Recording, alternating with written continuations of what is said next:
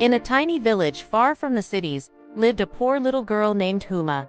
She was only 7 years old. Her clothes were worn out, her shoes torn, but her eyes sparkled with something special, a dream. Huma had only one wish.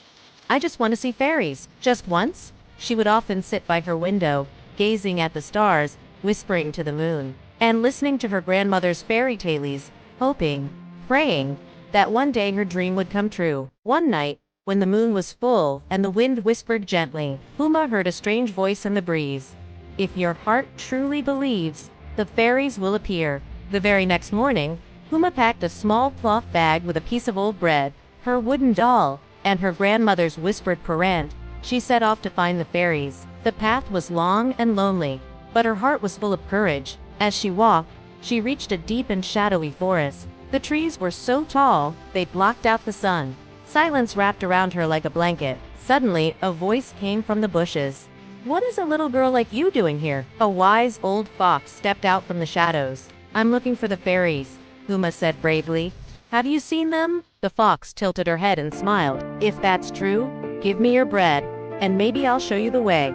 Huma looked at the bread. It was all she had, but without a word, she handed it over. The fox, now pleased, said, "Follow the path to the east. A river awaits you there." Soon, Huma reached a wide, cold river. There was no bridge, no boat. The current was fast and deep. She sat down and began to cry softly. "How will I cross this?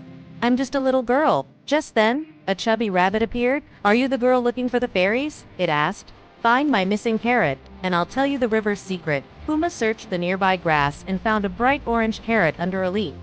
The rabbit grinned. "Walk gently on the water," it whispered. "If your heart is light with faith, the water will hold you." Huma took a breath, stepped onto the river, and to her amazement, she didn't sink. She walked across like a feather in the wind. Now, she entered a quiet valley. Not a sound, not a single leaf moved. In the center stood a shimmering mirror-like stone. It spoke in a soft, echoing voice. "What have you given up for your dream?" Huma replied quietly. "My food, my strength, and maybe, my way home." The stone sparkled and a glowing doorway opened in the air. On the other side of the door was a world unlike anything Huma had ever seen. The fairyland.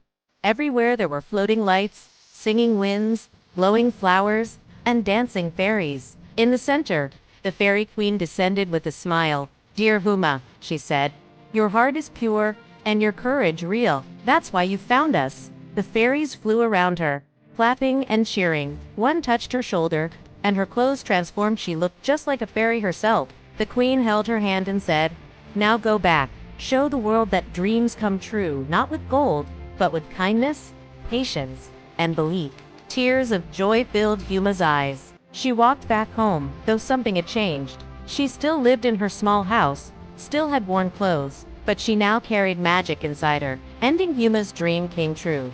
She saw the fairies and became part of their magic. Moral of the story: poverty can never stop a dreamer. Those who walk with love, courage, and truth find the magic they seek.